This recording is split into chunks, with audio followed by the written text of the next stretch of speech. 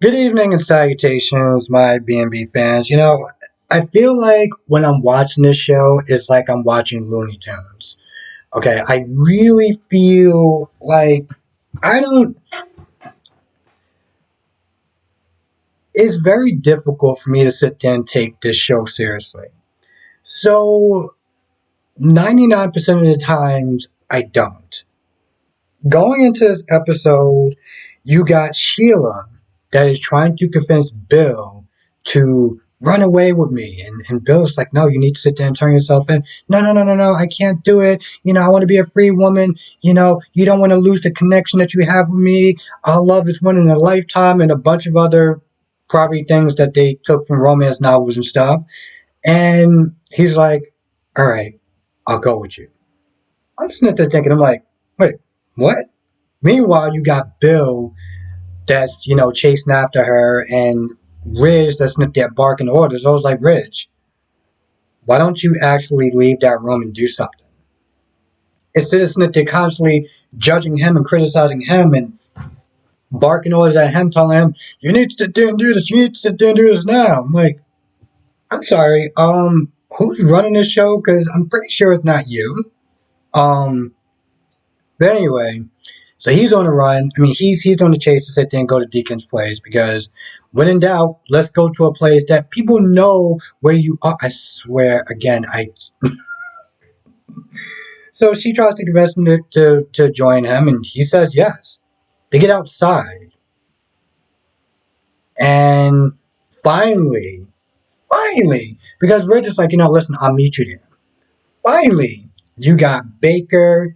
You have some police units or whatever. I think I saw like at least one other person.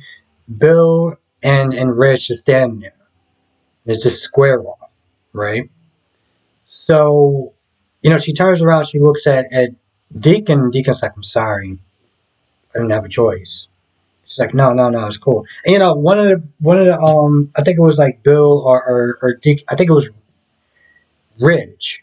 Ridge was like, yeah, thank you for stalling to make sure we got in time to sit there and catch her. I mean, was that really necessary? I mean, she probably pretty much figured it out herself, but I mean, come on. You just practically like, yo, thanks for helping turn her in, dick.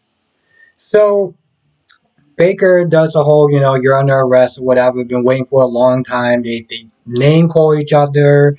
They talk about Steffi, and, she was like, oh, she just gave me an ounce of compassion, and, her usual stuff.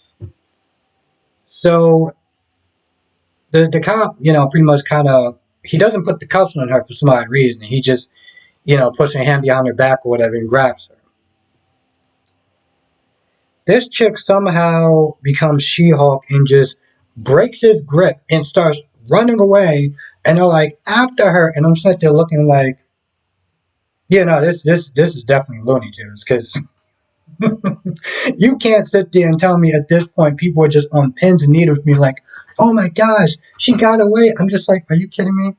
You have how many big ass dudes just standing around, and y'all just let this chick just. So she runs into the alley. She starts having this panic attack because she remembers when she shot Finn. So she starts aching and everything like that. Like she's in super pain. The only person, the only person that actually caught up to this woman is Bill. Yeah, and by himself, by the way. No other cops there. No, just Bill. And Bill, starts being like, oh yeah, the ring is fake and no one can ever love you. The only person who can ever love you is some loser. I felt like he wants to sit there and just go off script like some loser that owns this, this restaurant and stuff like that. But he was like, some loser or whatever. And, he just started going at her. And, you know, I'm sitting there thinking at this point, she's going to stab him or something, right? Because, she got to sit there and get away. No, she gets down to his knees like, or she gets down on her knees like she's about to. Well, at this point, I think we can all kind of finish my sentence. And Then she starts curling up and she starts acting like she's having this heart attack or whatever. And at that point, I'm just like, 35 years, right? 35 years. Still going. Listen, I don't know what they did compared to what One Life to Live, what Poor Charles did, what Passions, Guiding Light, As the World Turns, and countless others didn't do. But I, I I'm impressed. Okay, that's the only word I can sit there and describe. I'm just genuinely impressed that this show made it this far on what we all just um. So all that stuff happens, right? And of course, Steffi and Finn are nothing but filler. Nothing but filler. It was like every time that they cut back to him, it was just like, oh, here we go. They didn't do anything with this episode. They were just there since they talked about Sheila kissing and probably looking like they're about to make some OF content. That was it. That was it. That's literally all they did. I don't understand that. I don't understand how we get to a point when we're watching these soaps or they're doing these soaps and they're just like, yeah, it's not really gonna be much going on with them. They're just there for filler. Who sits there and watch these people for? Uh,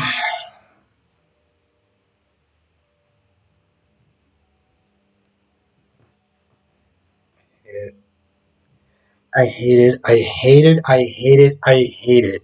Listen, the sad thing is that she actually has a major storyline with Hope and Thomas and everything. But besides that, I can't stand when people are just there for filler.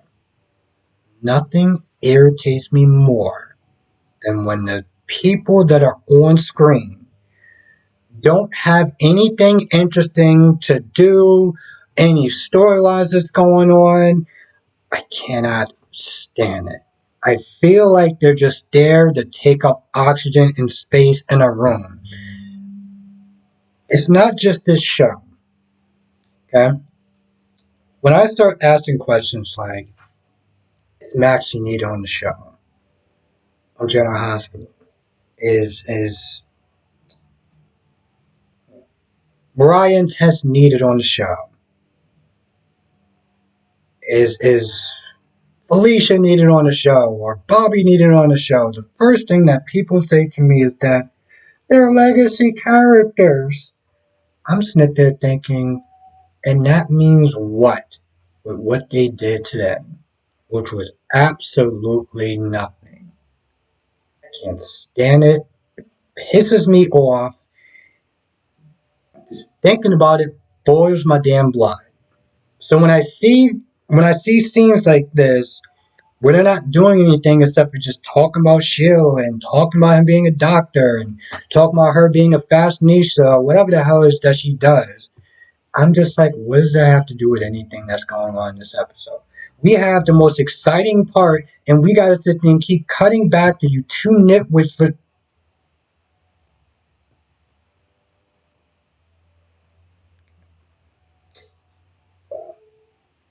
I got that out my system. Anyway, with that being said, I think that's about it. I can't think of anything else to happen. If I missed anything, please come to the live stream tonight, 8 p.m. Eastern, 5 p.m. Pacific, Monday through Fridays for everyone. Saturdays and Sundays for members. If you're not a member, hit the join button. When I get to 100 members, I will be doing a giveaway, and it's something I'm really looking forward to doing. So, with that being said, I'm going to go. Thank you for watching. Stay safe, and I will see you in the next video.